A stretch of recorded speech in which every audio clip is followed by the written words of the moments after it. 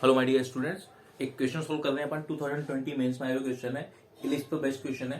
Question simple है। Question में given है हमें एक इलिप्स, जिस इलिप्स का माइनर एक्सिस का लेंथ दिया हुआ है और एक उसका टेंजेंट का इक्वेशन दिया हुआ है। हमें उसका एसेंट्रिसिटी फाइंड करना है। तो सबसे पहले तो क्वेश्चन में बोला गया है कि अपने जो माइनर एक्सिस उसका लेंथ, तो एक तो अलोंग वाई एक्सिस बोला है और साथ ही साथ इन द स्टैंडर्ड फॉर्म बोला है। तो अगर minor axis along Y axis है और स्टैंडर्ड फॉर्म की बात हो रही है, तो जो एलिप्स है उसका इक्वेशन हम लिख सकते हैं। तो उसका इक्वेशन क्या हो जाएगा, X square by A square plus Y square by B square is equal to 1। तो length of minor axis, length of minor axis क्या हो जाएगा, इक्वल टू 2b। ये होता है हमें, और हमें वो कितना गिवन है, 2b गिवन है हमें 4/√3। तो यहां से आप देख पा रहे हैं b का वैल्यू फाइंड कर सकते हैं अपन। b का वैल्यू कितना हो जाएगा, 2/√3। ठीक, ये b हमने फाइंड कर लिया। अब जब इसेंट्रिसिटी की बात होती है तो हमें उसका फॉर्मूला पता होना चाहिए। उसका फॉर्मूला होता है E equal to √1 minus B square by A square. ठीक, तो हमें सबसे पहले ये देखना है कि उस फॉर्मूले में b का वैल्यू तो अपने पास है, पर a का वैल्यू हमें फाइंड करना है। तो a का वैल्यू कैसे फाइंड करेंगे, तो क्वेश्चन में हमें एक टेंजेंट का इक्वेशन दे रखा है। वो क्या है, x plus 6y equal to 8। ठीक, अगर आप ये समझें कि ये इलिप्स का जो इक्वेशन है वो स्टैंडर्ड फॉर्म में है, तो स्टैंडर्ड फॉर्म में टेंजेंट का इक्वेशन हमें पता होता है या टेंजेंसी की कंडीशन हमें पता होती है। वो कंडीशन मैं आपको बताता हूं। पहले इस इक्वेशन को थोड़ा सा अरेंज कर लूं मैं। इसको मैं ऐसा लिख सकता हूं, y equal to minus X by 6 plus 8/6। इस तरीके से मैंने लिखा और ये y equal to mx plus c का फॉर्म आ गया।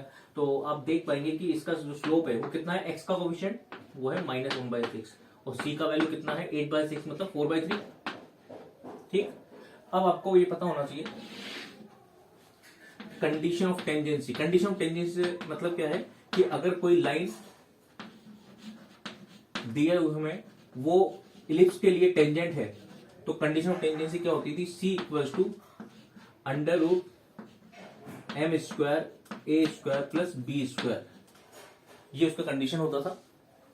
ऑब्वियसली प्लस माइनस दोनों होती थी, हम यहाँ दोनों कंसिडर करते हैं। तो m होता था टेंजेंट का स्लोप, ए स्क्वायर जो हमें इलिप्स से मिलता है डायरेक्टली, बी स्क्वायर वो भी इसमें हमें मिलता है। ठीक, और c उस लाइन के इक्वेशन में कांस्टेंट वाला पार्ट जो मैंने लिखा हुआ है। ठीक, मैं अप्लाई कर रहा हूं इधर। तो c का वैल्यू अगर मैं डालता हूं, c का value 4/3 plus minus √m square. m का वैल्यू अपने पास आ रहा है -1/6। इसका स्क्वायर क्या हो जाएगा, 1/36। तो मैं एक बार तो ऐसे ही लिख देता हूँ, -1/6 का स्क्वायर इंटू ए स्क्वायर। ये हमें फाइंड करना है। बी स्क्वायर, बी का वैल्यू तो हम फाइंड कर चुके हैं 2/√3।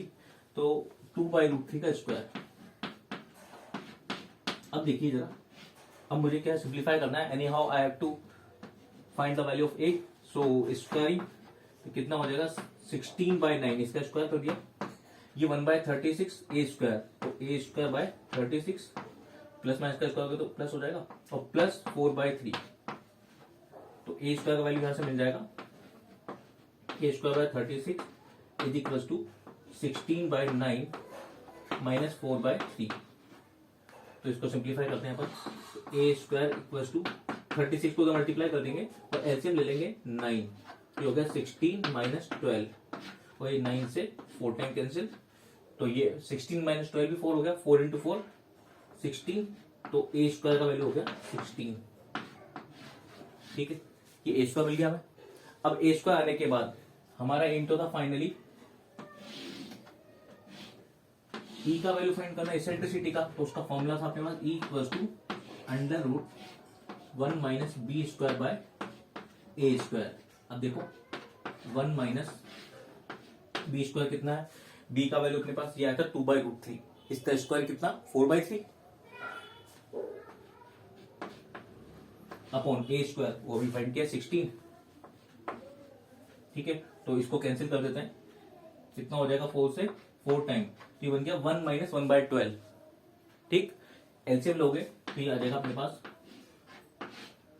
12 minus 1 by 12 that means √11 by 12। तो आप देख पा रहे हैं √11 by 12 दैट मीन्स 12 का हम लिख सकते हैं 2√3। तो answer is option C. Clear है? सिंपल क्वेश्चन था, 2020 मेंस में आया था। आप इसको इजीली कर सकते थे, बस आपको क्या करना था, इसके अंदर कंडीशन ऑफ टेंजेंसी पता होना चाहिए और ये स्टैंडर्ड इक्वेशन पता होना चाहिए। ठीक, ये होगा तो आप डायरेक्टली इजीली इस फाइंड कर पाएंगे। Okay, thank you.